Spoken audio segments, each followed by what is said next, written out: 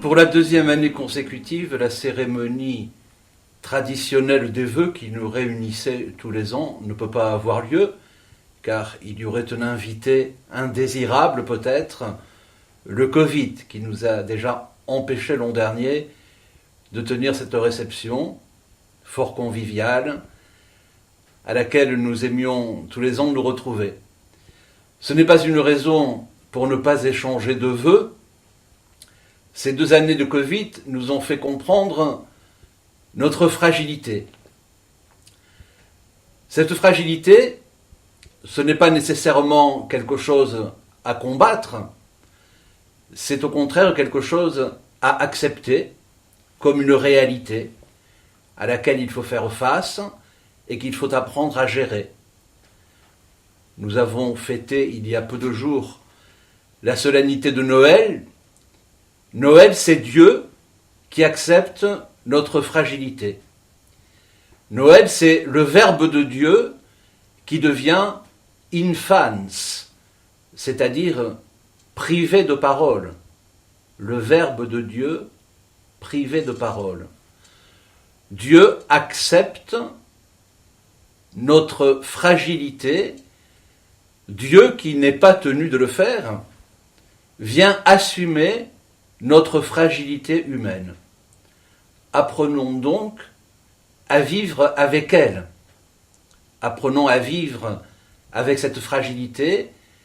Apprenons à vivre dans le réalisme qui aujourd'hui est si souvent mis à mal par toutes sortes d'idéologies.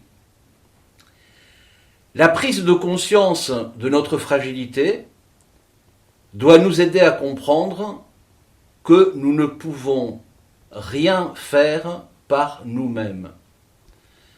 Elle doit nous aider à comprendre que par nous-mêmes, nous ne pouvons pas nous projeter dans le futur de façon sûre et sereine. Et de fait, que de manifestations organisées ont dû être supprimées au dernier moment par les exigences sanitaires qui nous sont imposées. Malgré cela, ou plutôt, pourrions-nous dire peut-être, grâce à cela, apprenons à redécouvrir l'espérance et à vivre de l'espérance.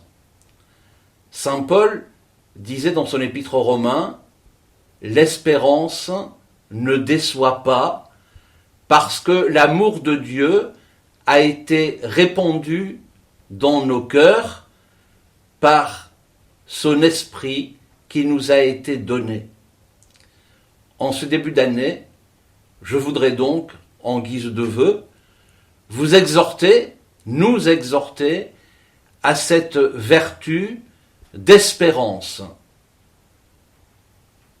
Les vœux de début d'année nous tournent toujours vers l'avenir. Soyons toujours plus conscients que cet avenir appartient à Dieu et que c'est véritablement cela qui fonde notre espérance, qui fonde nos raisons d'espérer un futur. Chers amis, à toutes et à tous, je vous souhaite une bonne et sainte année 2022. Merci.